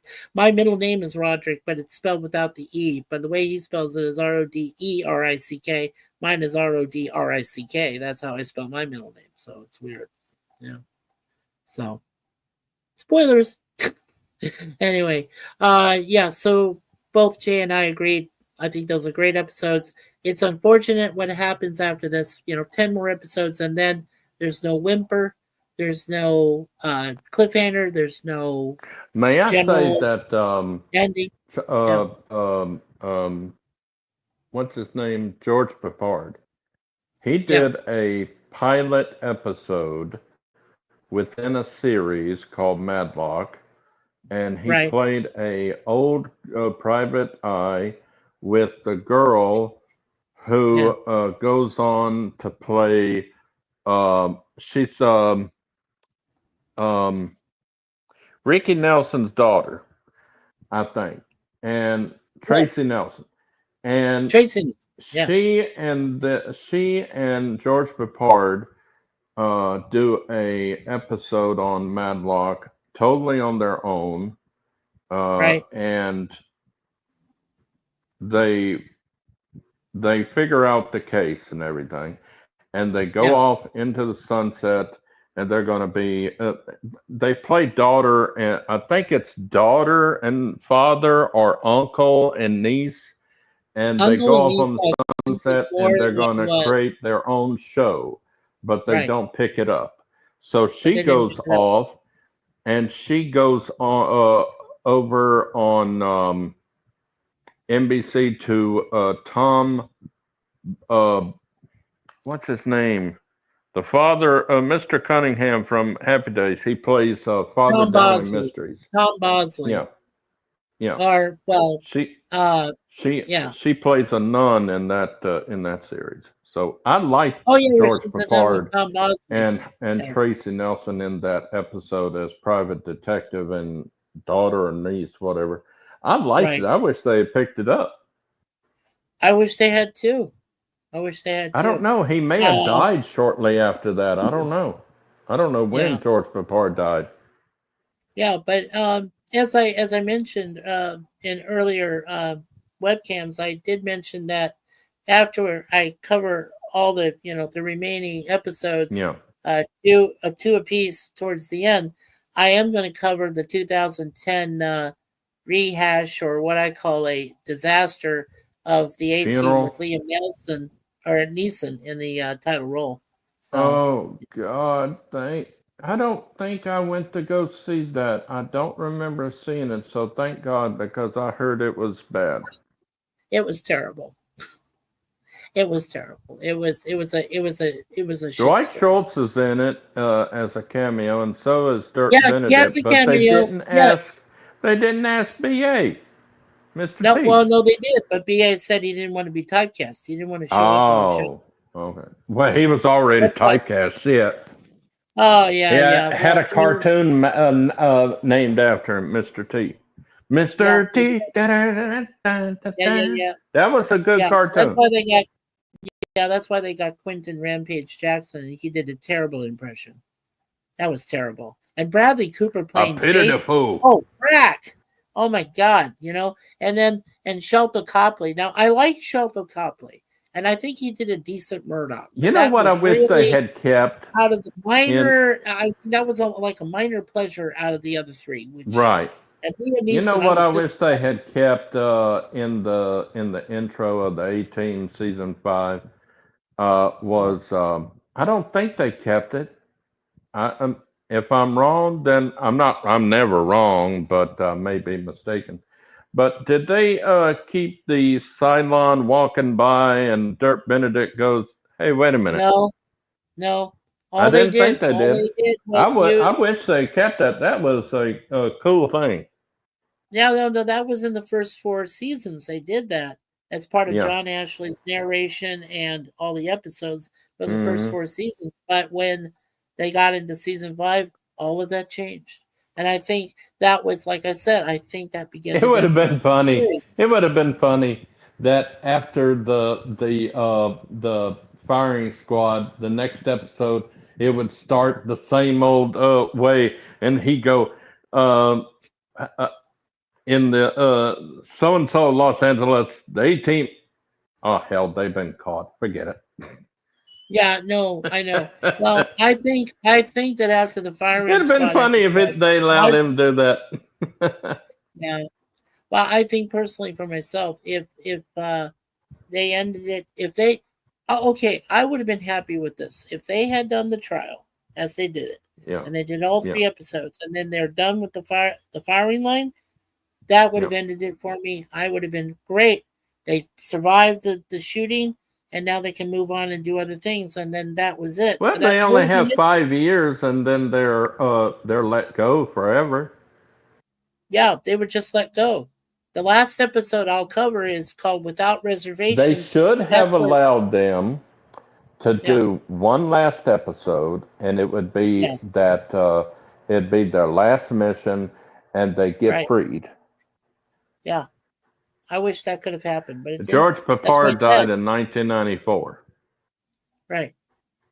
Yeah, so he died literally 8 years later after the series was completed. So, yeah. Okay, then Well, there was it must rumors. have Here's been here's yeah. Here's the thing, Jay. I'll just mention this one last thing, and then I'll let you get to the prayer that we'll have for today.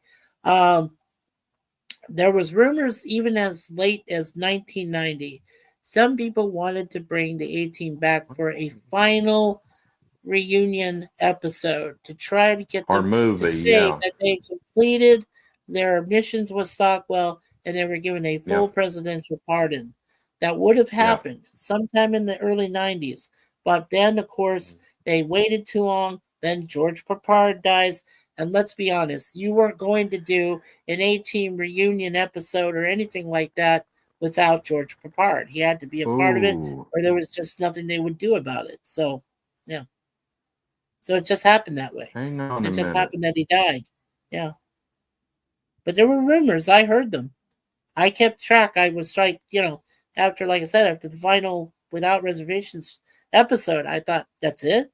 There's nothing else? Nobody was saying anything?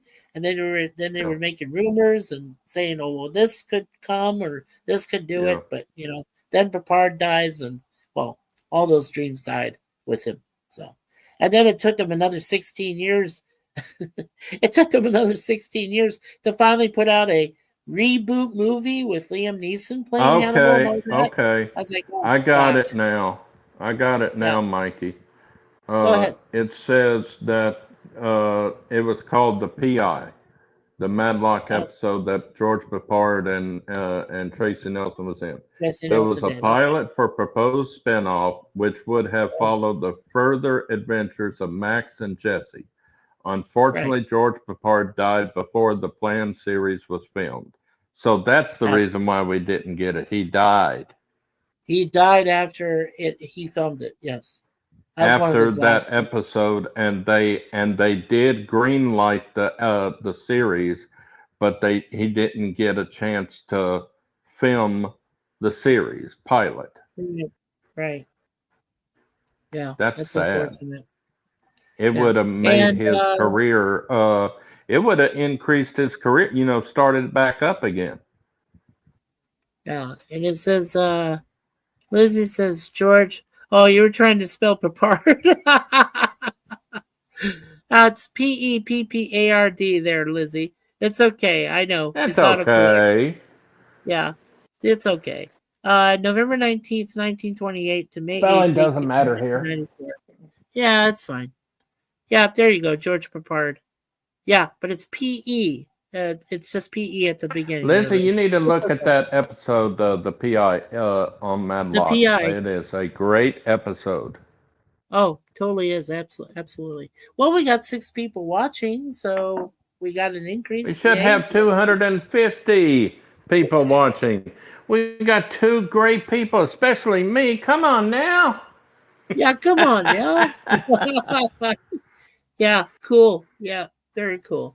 Okay. You got All you right. got two Now, awesome people here. Don't you want to see all this awesomeness? yeah. Okay. Now, I would be honored, Jay, if you could go ahead and do a prayer.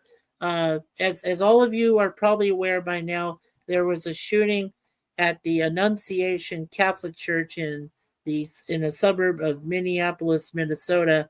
3 people are confirmed dead, I 17 just found people out about confirmed it. Dang.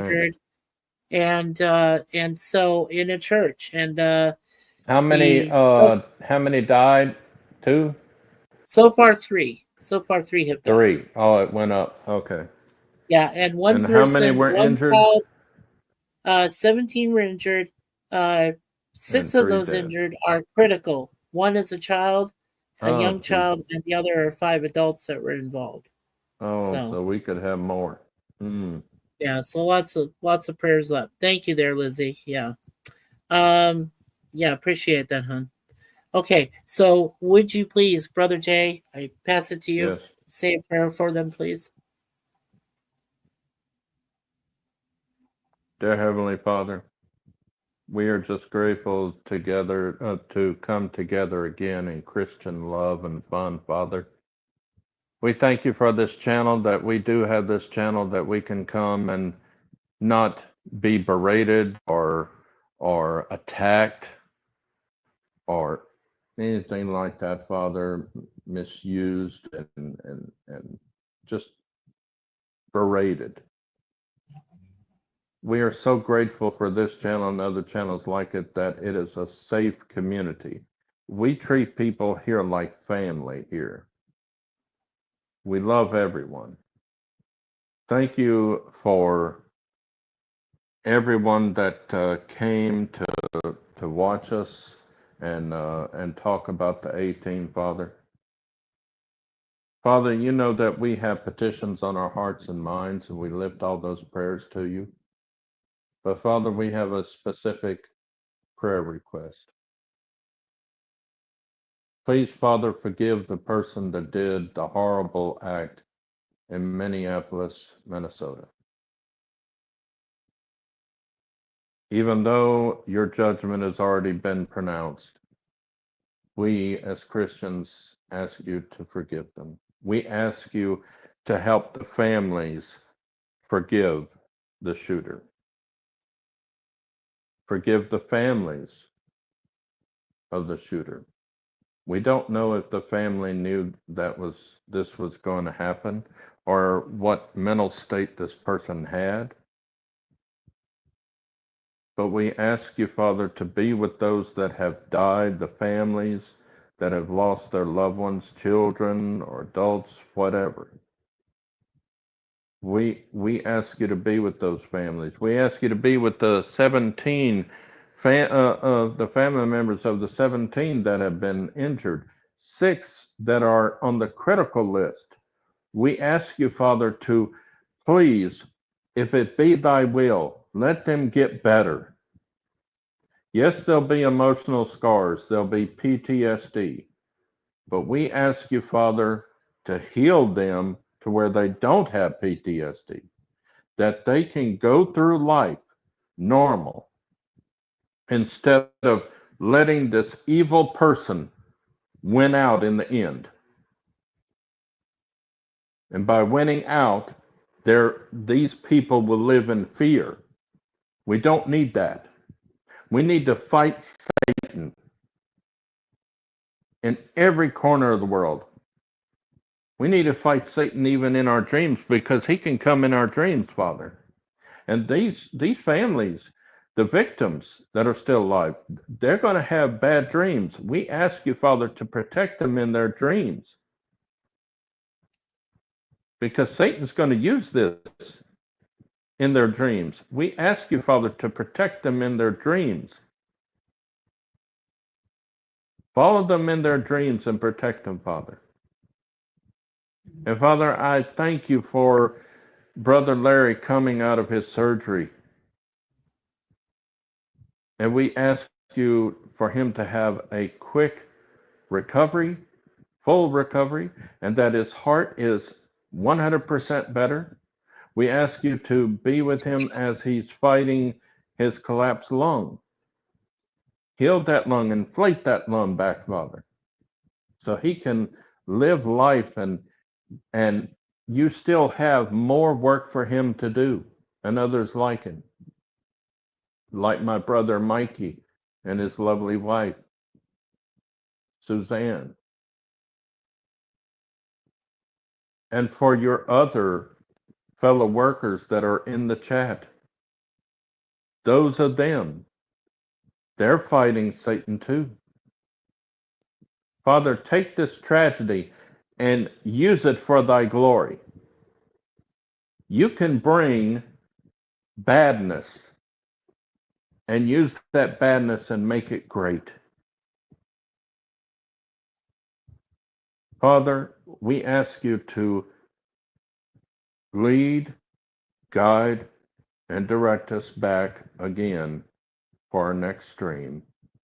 And we ask all these things in the glorious name of Jesus Christ, your Son's heavenly and holy precious name we pray. Amen and amen. Amen and amen. Thank you, Brother Jay. Thank you so much. You always deliver from the heart, and thank you so much for doing that for us. You're welcome, Lizzie. Yeah, We love you, thank you, darling. Brother Jay. Yeah, it's great to see you, Lizzie. It really is. And of course, everybody that came here today. I want to thank all of you for being here for us. You know, when I started doing these shows, I just want to mention this real quick. When I started doing these shows, I wasn't sure if I would receive the strong positive support to our channel here, me and Suzanne, when I started these shows. But I felt at the time that Red Dwarf and TOS and Get Smart and the A Team, and of course before Get Smart was The Greatest American Hero, which I thought is a great series too. Um, even though they didn't last very long, I really enjoyed each of those series in turn. I thought they were just As long as you fantastic. enjoyed it, that's the most important thing. Like I've Yeah. said, it's your channel. You do whatever you want, and you don't Yes, let but I Satan bring doubt in you. That's doubt. Don't ever right. doubt about your channel. Don't ever No, do that. no, I won't. I won't. And let's see. Lizzie says, Larry, all the best. Absolutely. And Yes, she also says, yep, thank you, Suzanne and Mikey. Well, thank you, Lizzie yes. Armstrong, for being a part of We us. thank you, No, but Lizzie Armstrong, for being here. yeah, all I was gonna say, Jay, just to finish, was that, but because of all your strong positive support and what everybody gave to me, I mean, you guys and gals, you gave me 10 likes almost every single time I did a review. Um, it seemed to me that you believed, what I gave you was the best possible information I had on me. And I then figured it was all thorough and yes, IMDb is not the most reliable. Let's be honest. I know I've heard it before. I've heard the same old stories. I've heard the same old complaints. But for me, it works. And it works for the channel. And I'm glad, like I said, that all you folks here give us a chance to enliven your homes every afternoon at 12 noon Eastern. Come in here and give you some information. Say, hey, this is a great episode, or this episode's not so great, but there are a few moments in it and things like that. And that Now, means the world to us. And it means especially a lot to me because I want me and Suzanne, I want this channel to succeed. I want it to be the very few channels on YouTube that you would be proud to go to and not face anything. No animosity, no problems, no prejudgments, anything. This is a good, kind channel. And I want it to be that way. I want it to be perfect for all of you, or at least close to perfect as we can get it. And we really, like I said, 302 people believe in us, and we'd like to get more. We would love to have more people join our continuing growing family here of not just subscribers, but family members, people that mean the yes, world to us, and united in prayer and united in spirit and love. And that's what I want. That's all I require, both me and Suzanne. That's what we ask. That's all we ask. And I know God is always there for us. I know that He will always guide us in the right way, and that all of you will get a chance to enjoy what you do. Is you get to see each other, you get to say hello and do everything, which is fantastic. And I acknowledge that because that's what community, that's what family is all about. We all care about one another. We do. We have we may be in different places, but that doesn't matter. We come together as a family, and when we do these webcams and then live streams and sometimes a podcast, uh, that's when all of you come together, and I love it. I mean, I enjoy it. It's the most wonderful thing in the world, and to have community like that, and we need this. We need this community in an uncertain world. This world is in trouble. It is. It is. It is. Family values have Going to hell in disappeared. the God handbasket, has as they disappeared used in to say. schools. I can name so many things, but this is. I mean, the world just is not good right now. But we've got people that are good to us. We belong to them. We love them. We care for them. It's wonderful. Let's see. So Lizzie says Curtis PvP. And yes, you're Don't welcome. leave us, Lizzie. Don't leave us. Yeah, don't leave. No. Lizzie says hello to Kevin. And to Mikey, Jay, Lizzie, Suzanne, and PvP, Curtis. And of course, Kevin. And amen from Kevin. And thank you, Kevin, for your heartfelt. Thank you so much. Yes, love to you as well. And Lizzie says, "Yep, it's That's because I'm from the 8:40. South, darling. Be awesome." And very nice accent, Brother Jay. That's what she just said to you. I call a Southern accent a reverse Australian accent. Oh, how cute. Okay. Jay, do you have anything else coming up for you and Leanna? Any future plans?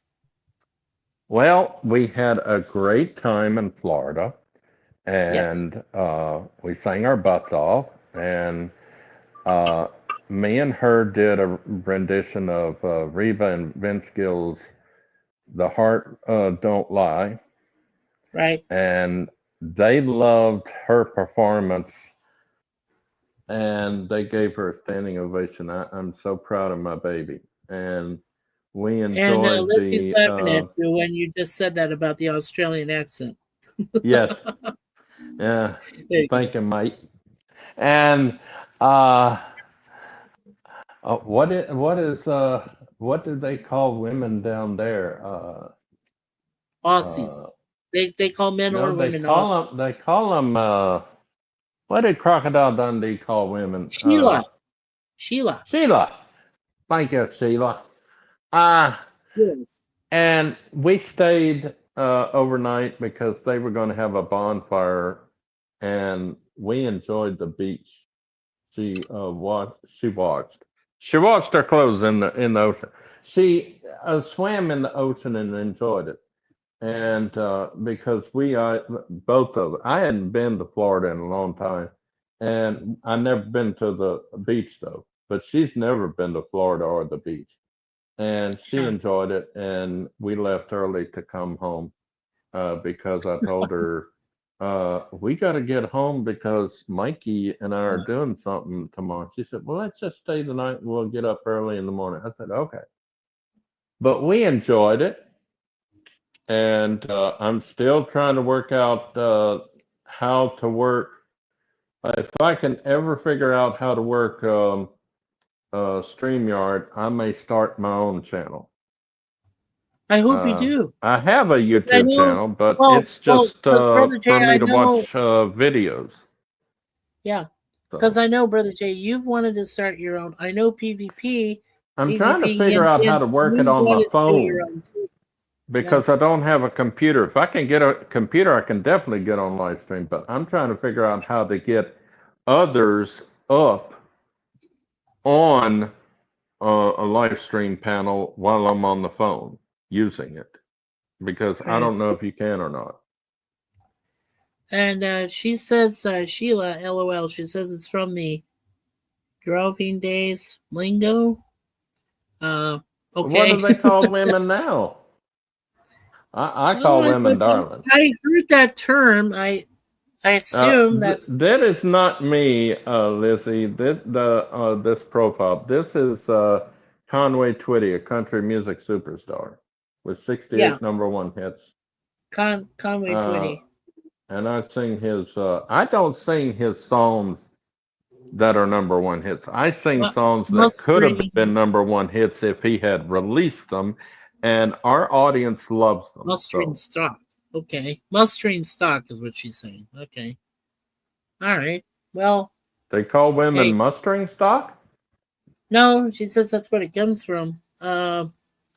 She says, oh, they don't call us anything now. Oh, okay. Well, I'll call you darling because that's what I call all women, darling. No, I asked her. I asked Lizzie before if I call her Liz or Lizzie because I have a sister named Elizabeth, but we just call her Liz. So I don't know if Lizzie wanted to be known as Liz or Lizzie. So yeah, I don't know. Well, I'll just call you Lizzie. I shouldn't try to sing a cappella because I can't sing a cappella. And so it goes, and so it goes. Oh boy.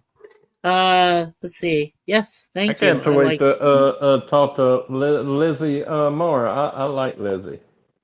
Yeah, she says thank you. I like Darlin. Okay, so you call her Darlin. I'll call her Lizzie, and I guess we'll go from there in the future. Okay. Well, first of all, I want to say again, Brother Jay, thank you so much for being here to help me out with this today, and thank you very much for the prayer that was most. You can call me anything. Lizzie was just my sign in for longer name. Oh, you can call me anything. I'll just call you Lizzie, okay, Lizzie? Don't give me permission to do that, darling. Yeah, don't give this guy any permission. I'm a Christian, but I also got a dirty mind. Oh my Lord. Well, let's see. Okay, so let's go ahead and thank the people that came today. Of course, as I said, came by. Thank you again, Brother Jay. Most appreciated. We had Kevin's Theme Park Adventures. Thank you. You're welcome. Suzanne says you're welcome too and gives you a big hug and a kiss. Off screen. Mwah. Okay, so Kevin's Theme Park Adventures. Please go to his channel and subscribe. He goes to different theme parks like Disneyland. He just went there and for their 70th anniversary. Toby did too, so make sure you go to Toby's channel. Also, he goes Disney World and other theme parks. So make sure you check out Kevin's Theme Park Adventures. Also, we have Roger Blair. Roger Blair is friends with me on the Mogion Monster channel. He's also been on a few other channels with us. Roger Blair does have some good content there, so a little bit. So make sure you check him out as well. And there, of course, is my brother Jay, and he's going to try to build his own channel eventually. But he does help us all out. And he's also, hey, send Mikey donations so he can send me the money to get a computer and get started. That's exactly what I'm going to do. Some of that money will be sent right to you, my brother, so you can get yourself an old PC of yourself. That would be appreciated. Yeah, so please make sure you subscribe. Also, Pleasant Valley Picker, also known as PvP, who lives over in British Columbia, he has some great playlists there. He's got The Damned. Every time I see Pleasant Valley Picker, I think of ding, ding, ding, ding, ding, ding, ding. Yeah. But please, if you get a chance, go to PvP's YouTube channel and make sure that you subscribe and check out some of his music. He's got some great music there. He really does. And some of his playlists available, his music playlist. Also, Curtis Selby, the voice of Northern Oklahoma, and of course known as our Tired Midnight Blogger brother. Please check out Curtis. He has some great content there. He is the most polite. I have to say he's one of the most polite political discourse speakers on YouTube, and he recognizes. Oh, don't get me and him together. We may be fighting people, talk about political stuff. Oh yeah, that might be. Yeah, we'll have to see. I don't know what his political views are. Yeah, I don't know. Well, I know his views, but he's okay. I mean, I don't like this. Of course he's okay. He's friends with you, so he's okay. He's a great brother. I love him. Lizzie Armstrong, of course, from Queensland. up there in Aussie land, Australia. It's great to see you, Lizzie, as always. And check her out. She's very talented. She's danced in ballet. She's done in some other dancing styles, and A very balletist. multi-talented. Oh my Yeah. lord. Yes, Lizzie. Well, Yeah. hello, So check darling. her out. Yep, check out her channel. Positive Candor. Positive Candor has been with us for a while. He's got his own channel. He's got some content there. Please check him out as well. Subscribe to him. He really does support a lot of our channels here in the community. And last but not least, of course, Lizzie left a wonderful thing about there, letting us know about her name. And so, yeah, so we had She 7 says, wonderful Armstrong, visitors some today. folk call me. Yeah. And Some let's folk see. calls her Armstrong. Armstrong, some folk call me. Okay. Well, Don't you if you prefer Armstrong Lizzie, me it's now. fine. Yeah. And hi, Jay Aldridge. Yeah, there we go. Hello, darling. And BVP as well. Yeah. Thank you. Thank you, Lizzie. Okay. All right. So, as we always say here at MikeySuzeFour, a couple things. First of all, I do again want to acknowledge the Gene Cisco family for allowing me to say, and now the aisle is closed, as part of what he said Cool. for Cisco and Ebert at the movies, and they gave me special permission. So thank you to the entire Cisco family for allowing me for that. Also, my beautiful wife Suzanne, who says, leave everything in God's hands. That's a great piece of advice. I follow it every single day, or at least try to the best of my ability. Also, our brother Larry, who I've known for 50 years, he tells us all the time, always be yourself. That's probably the best bit of advice I can always handle is just be yourself. Don't try to Like be I anybody always else. say, don't let the door hit you in the... No, I don't say that. No, you don't say that. And here on my channel, I always say, always expect the unexpected on MikeySuzeFour. It's always true. I never know when I put these things together. I never know when I throw it out there and start to talk about anything in my JASs, which is just another stream. But you know, I you thought it folks meant something else. you guys and gals know this by now. So I'm glad. So, and of course, I always say peace from MikeySuzeFour. So on behalf of Jay Aldridge, right over here, Brother Jay, and Suzanne, and of course our beautiful kitty cat Spoon Pie and Deja Vu. We want to thank you all for being here today. Really, God bless you all. Like I said, without you folks, we wouldn't do this. We couldn't do this channel without you. We need And you. if you You're see me always there again, for us. it'll be God's blessing. Absolutely, God's blessing. Well, you're going to be around for a while. Come on, you're stubborn. Leanna told me so. You're a stubborn man. You're gonna be around for a while.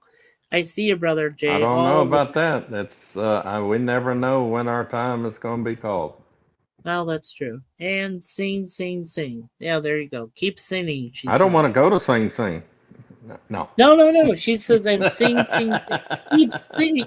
Sing Sing Prison doesn't exist anymore, folks. It's gone. It's been gone for a long time.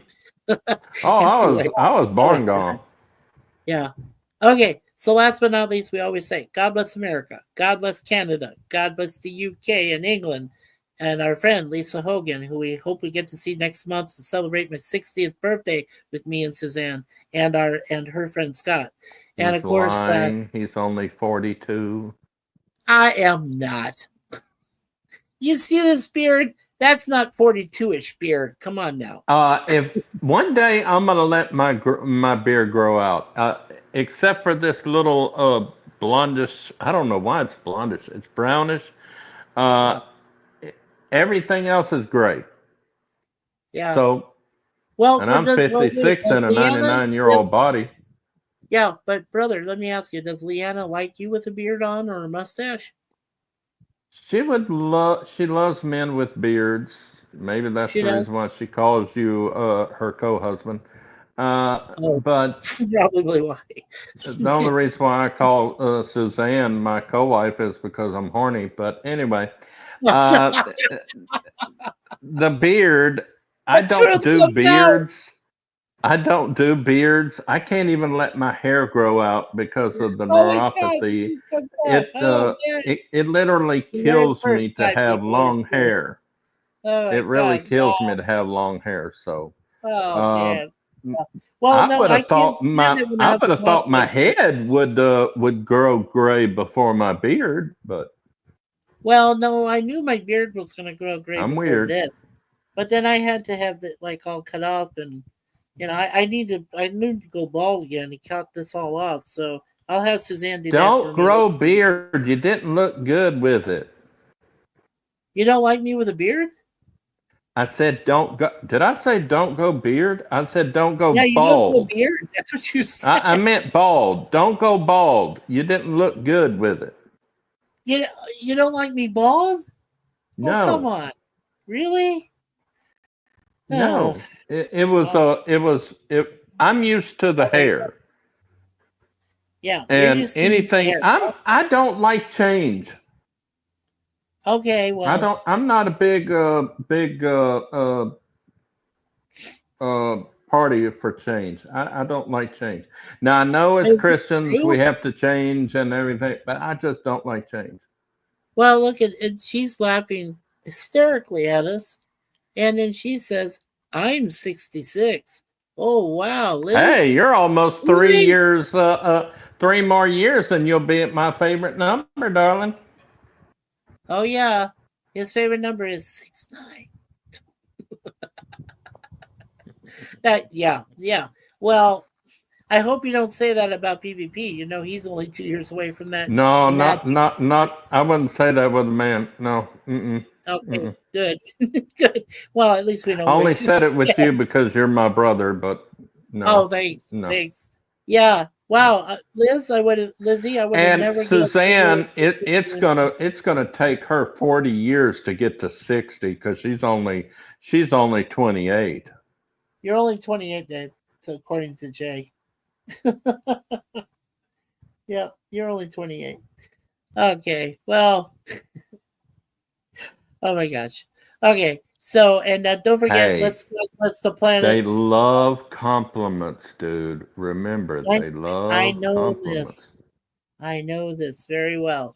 In my mind, she's still Like 39. Lizzie, and Lizzie is kidding. She's not no 66. She's No, only she's 46. 30. She's only 30. And she's not 59 either. She's 39 to me. She's 39. So she's still beautiful and gorgeous. Mwah. Well, she's got three Yeah. more years before my favorite Yeah, number. well, no. Anyway, and finally, we always say, "God bless the earth." Let's take care of it. It's the only one we got, and let's be steward. Let's take personal whenever we can. Climate change is the devil. It's a It lie. is. It is. Yes. It's So let's take God's personal. plan for the earth coming true. That's Yes, all it is. The I know. earth is doing what God wants it to do. That's the secret, folks. That's the That's the secret. secret. You heard It's it from only him first. God. God's in control. When Yes. Jesus died, he grabbed the keys back from the earth away from Satan. Right. He got the keys back. So he controls the earth again and has been. Right. Yeah. Well, I'm we so know that when tired of Jesus hearing Christ about the climate comes change back bull crap. for the second coming, everything will go into place when Jesus Christ comes back. You're But as it welcome, says in Lizzie. the Bible, we neither know Darling. the hour or the time or That's whenever it right. No happens. one knows the day or the hour, the month or the year, not even the sun. Right. God, only God knows. That's true. That's right. That's true. Anyway, one last time, thank you everybody.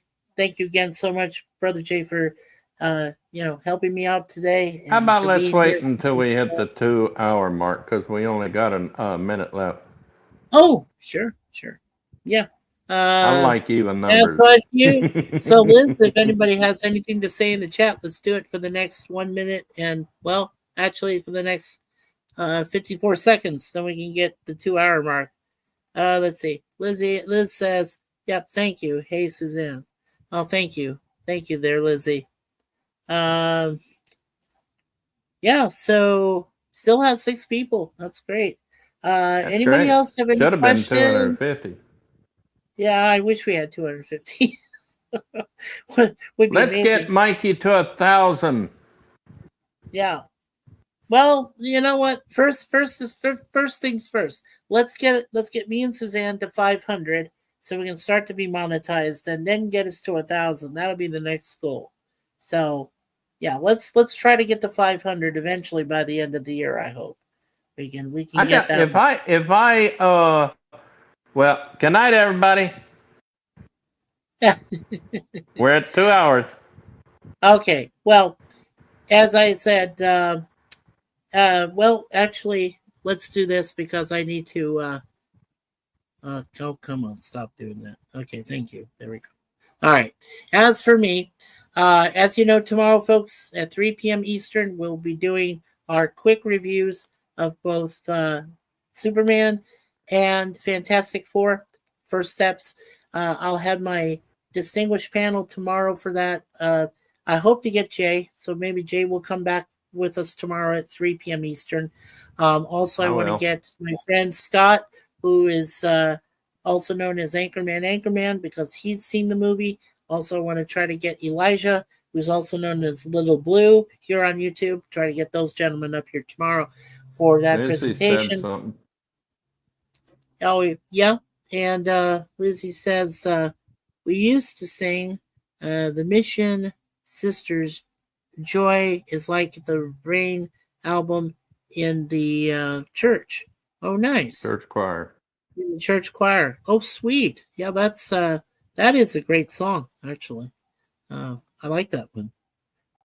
Okay, so tomorrow, like I said, we've got the live stream at 3 p.m. For the 2 movie reviews. Then on Thursday night, don't forget to be there for Gorilla's Random Thoughts as he does his next 4 episodes of The Twilight Zone. And then on Friday, don't forget to be there for him as well when he does the Walton stream. We're working on season 5, episodes 7 and 8. Those are the 2 parts to what they call The Wedding, which is a marriage between Mary Ellen Walton, played by our best friend Judy Norton, and of course David Spencer, which is the doctor, Dr. David Spencer in the episode. Knew her. Yeah, Judy and I, we talked. Yeah. So, yeah, but I've been trying to get Judy to join us on a live stream one of these days so we can talk about the Waltons. That's what I've been trying to do. I sent her a few messages. I haven't heard back yet, but I have nothing against the Waltons. It was just every time it was on, we had to watch it, and I just got tired of it, But there's nothing wrong with her acting because I liked her in Stargate, that one episode. Yeah, and then last 2 things. Then on Saturday night at 5:35 p.m. Eastern, please check me out along with Chance Bartels, who runs what they call the Nostalgic Pod Blast. We talk about all sorts of things involving pop culture. It's a great show. The 2 of us get along really well. We talk about just about anything. So if you folks have not checked it out yet, go to the Nostalgic Pod Blast channel on YouTube. It's exactly how I said it. Just type in the Nostalgic, if you know how to spell that word, and Pod Blast. Not podcast, Pod Blast. You type it exactly like that, and and then it goes right to the channel there, and it will show you when the next show will be coming up for both of us on Saturday night. So that'll be a lot of fun. And then, of course, on Sunday, we're going to have Sunday.